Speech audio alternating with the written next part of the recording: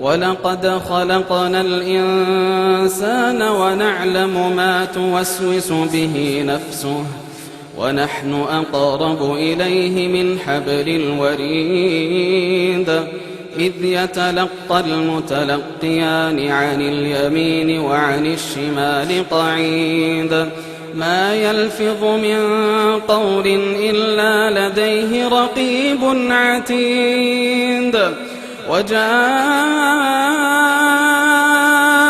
سكرة الموت بالحق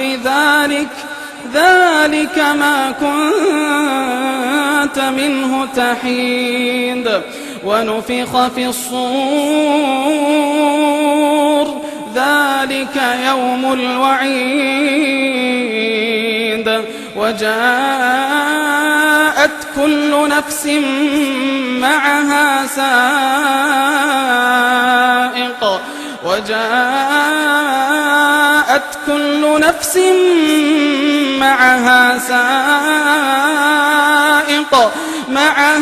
سائق وشهيد لقد كنت في غفلة من هذا فكشفنا عنك غطاءك فبصرك اليوم حديد وقال قرينه هذا ما لدي عتيد ألقيا في جهنم كل كفار عنيد مناع للخير معتد مريب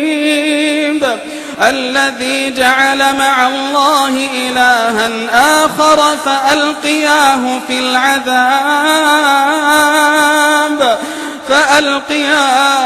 العذاب الشديد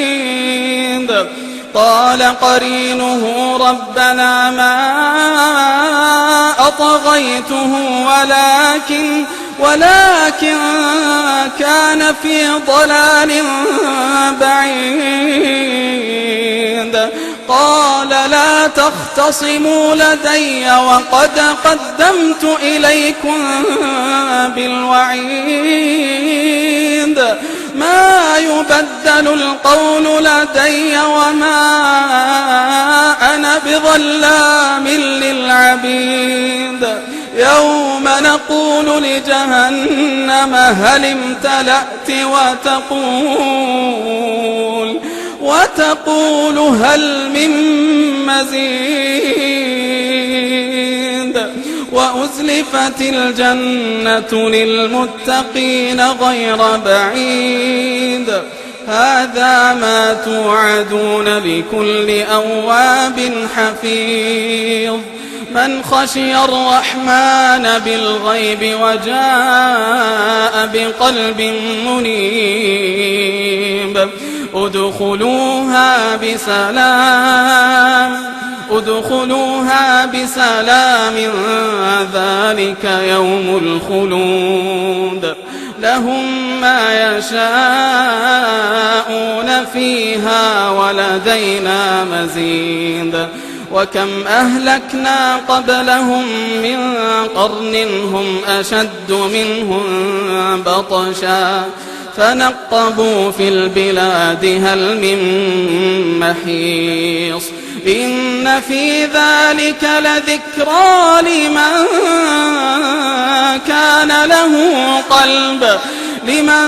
كان له قلب أو ألقى السمع وهو شهيد ولقد خلقنا السماوات والأرض وما بينهما في 6 أيام وما مسنا من لغوب فاصبر على ما يقولون وسبح بحمد ربك قبل طلوع الشمس وقبل الغروب ومن الليل فسبحه وأدبار السجود واستمع يوم ينادي المناد من مكان قريب يوم يسمعون الصيحة بالحق ذلك يوم الخروج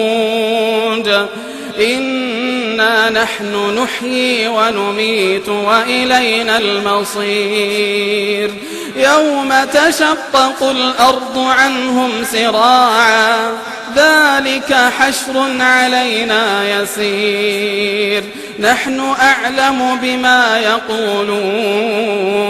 وما أنت عليهم بجبار